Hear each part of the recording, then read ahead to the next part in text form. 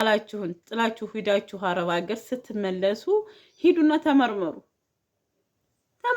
በቃ ምንሽ ይጎላል? ምኑ ይጎላል? አታምነኝም እንዴ ቢልሽ አይ አምናለሁ፣ ነገር ግን እንመርመር በይው ማለት ነው። ምን ችግር አለው? ጉዲን ጉዲ ይበልጠዋል ይላል ያገሬ ሰው። አሰላሙ አለይኩም ወራህመቱላሂ ወበረካቱ። ድና የተከበራችሁ የቻናሌ ቤተሰቦች እንደምን አላችሁ? እኔ ደህና ነኝ አልሐምዱሊላህ። ዛሬ እንግዲህ አዲስ ነገር መጥቻለሁኝ። ሰሞኑን ኔትወርክ እየጠፋ ነው። ይሄ ምንድነው መብራት ስለሌለ አብሮ እየጠፋብኝ ነው። ዛሬ ፖስት ካደረገልኝ ይሄው ፖስት ላደርግላችሁ ቪዲዮ እየሰራሁ እገኛለሁ። ላይክ፣ ሸር፣ ሰብስክራይብ አይረሳ። አብራችሁኝ ሆኑ እና ሀባይም አሁን ዕለት በለቀኩት ቪዲዮ ምን አስበሽ ነው አጥፊ ምናምን እኔ አወራሁኝ እንጂ እኮ ፋጢማ ከዲጃ እንትና እንደዚህ ሆነች አላልኩም። የምታወሩትንና የምጽፉትን እወቁ ማለት ነው። እኔ ማወራውንም የምፖስተውንም አውቃለሁ፣ በደንብ አውቃለሁ። ሀታ ሂስትሪ የሆነ የሰው መረጃ ነገር ሲኖራኝ ለእናንተ ወሬውን ሳካፍላችሁ ከዲጃ ናት ፋጢማ ናት ብዬ አልልም። ምክንያቱም ያ ሰው በእኔና በእሱ መካከል ነው ወሬው ማለት ነው። ለእናንተ ግን እንድትማሩበት ነው እየነገርኳችሁ ያለሁት።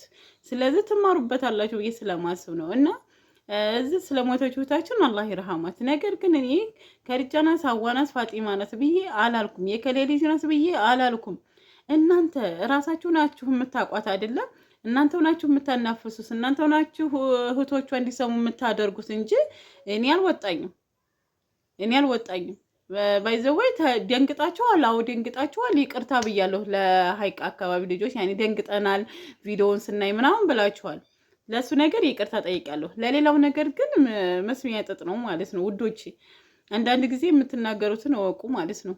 እኔ ምክንያቱም ፖስተውን ስለማቅ ደግሞ ያወራሁት ሂስትሪ ስለሌላ ሰው ነው። ሳውዲ አረቢያ ላይ ከሄዱ በኋላ ለለውጥ ከሄዱ በኋላ ሳውዲ አረቢያ አግብተው ምን አይነት ባል እንደሚያገቡ ራሱ አያውቁም። ከዛም በኋላ ለሚደርስባቸው ጉዳት ነው እያወራሁ ያለሁት እና ሁለተኛ ስለዛ ላወራ ነው የፈለኩት ማለት ነው።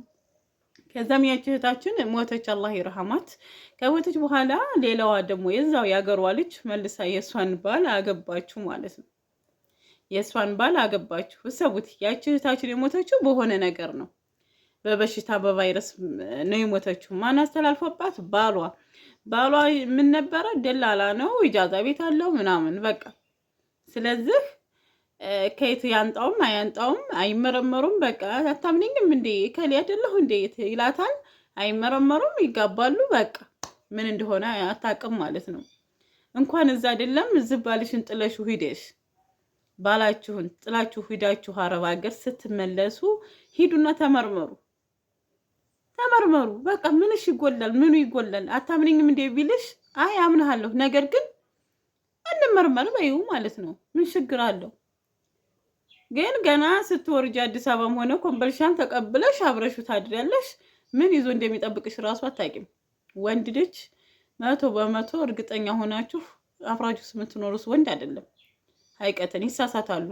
እንኳን ወንድ ልጅ ሴት ልጆችም እየተሳሳቱ ስለሆነ ማለት ነው። ስለዚህ ባሎቻችሁን ለ3 ለ4 ዓመት ለ5 ዓመት ጥላችሁ አረብ ሀገር ከርማችሁ ስትመጡ ቅድሚያ ምርመራ ብታደርጉ የተሻለ ነው። ቅድሚያ ጥንቃቄ ብታደርጉ የተሻለና የተሻለ ነው። በቃ የምነግራችሁ ነገር ማለት ነው። እውነታውን ነው የምነግራችሁ። እኔ ብዙ ነገር ስለምሰማ ጆሮዬ ስለሰለቸው ነው የምነግራችሁ ማለት ነው። ሚስቱ አረብ ሀገር ሂዳ እዚህ ሌላ ሲማግጥ እንደዚህ ቫይረስ ይዞት ጸጥ ብሎ እየጠበቃት እንደሆነ ሰምቻለሁ። ብዙ ነገር እኔ ያልሰማሁት ጉድ የለኝም ልንገራችሁ።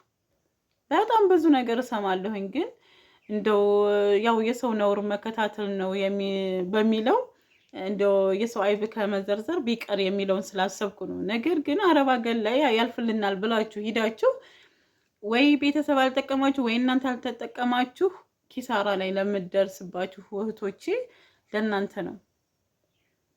ሴት ልጅ ወዳ ካልተደፈረች አትደፈርም። ወዳ ካልሄደች የሄደችው ስራ ነው። መዳም ቤት ትሰራለች። ሂዳ ካልወረደችለት መጥቶ አይወስዳትም ከመዳም ቤት። ስለዚህ ሴት ልጅ ወዳ ነው ብዬ ነው የማስበው ሂዳ የምትደፈረው እንጂ መጥቶ መዳም ቤት አይደፍራትም። ለስራ ከሄደች ለለውጥ ከእንትን ካለች በቃ ሁላችንም እየሰራን እየመጣን ነው አይደለ? አንገታችንን ደፍተን ሁሉን ጫና ችለን መዲያም ቤት ኮንትራታችንን ሰርተን 2 ዓመታችንን ስንጨርስ ከአቅማችን በላይ ከሆነ ትተነው እየመጣን እየሰራን ነው ይኖር ነው። ስለዚህ ገና አልተመቸኝ የመዳም ቤት ብዬ ኢጃዛ ቤት እጄ ከማይሆን ሰዎች ጋራ መባሸቅ ወይንም መግማማት የለብኝም እና ይሄን ነገር ማሰብ አለባችሁ። አብዛኛውን እህቶቻችን አመት 5 ወር ከአመት በላይ ስራ ፈተው ቁጭ ብለው የንጽህና መጠበቂያ እንኳን የሌላቸው እህቶች ቤት ይቁጠረው። ያ ከመሆን ምጥት ብላችሁ ሀገራችሁ ላይ መታችሁ ለምን ሌላ ሀገር ሄዳችሁ መስራት አትችሉም እንዴ? ሳውዲ አረቢያ ብቻ ነው? ዱባይ ነው? ኩዌት ብቻ ነው ያለው? ሌላ ሀገር የለም? አለ። በቃ ሁሉም አረብ ሀገር አንድ አይነት ነው። በቃ አይቼዋለሁ። ሳውዲንም አይቼዋለሁ፣ ኢማራትን አየሁት፣ ኳተርን አየሁት። ተመሳሳይ ነው። እናንተ ደህና ሰራተኛ ሁኑ እንጂ ምርጥ አሰሪ አለ። ስለዚህ ስራ ንቃችሁ የሰው ጥገኛ ሁናችሁ የማይሆን ቦታ ላይ ወርቃችሁ መገኘት የለባችሁም። ህይወታችሁን ማበላሸት የለባችሁም። የአእምሮ ጭንቀተኛ መሆን የለባችሁም። እና ስለዛ እህታችን ስነግራችሁ እንግዲህ ጓደኛዋ እንደዛ ሁና እዛው ስትቀር ሀገሯ ሳትገባ እዛው ስትቀር እያየቻት ጓደኛዋ መልሳ አገባችሁ ማለት ነው። አገባችሁ። ሁለተኛ እሷ ታመመች። ታማ አሁን ድረስ ያው በሕክምና ላይ ናት። እንግዲህ ጎበዝ ከሆነች ሀገሯ ትገባለች። ይሄንን በሽታ ይዤ እንዴት ሀገር ይገባለሁ ካለች እዛው በስብሳ ትቀራለች፣ እዛው ትሞታለች።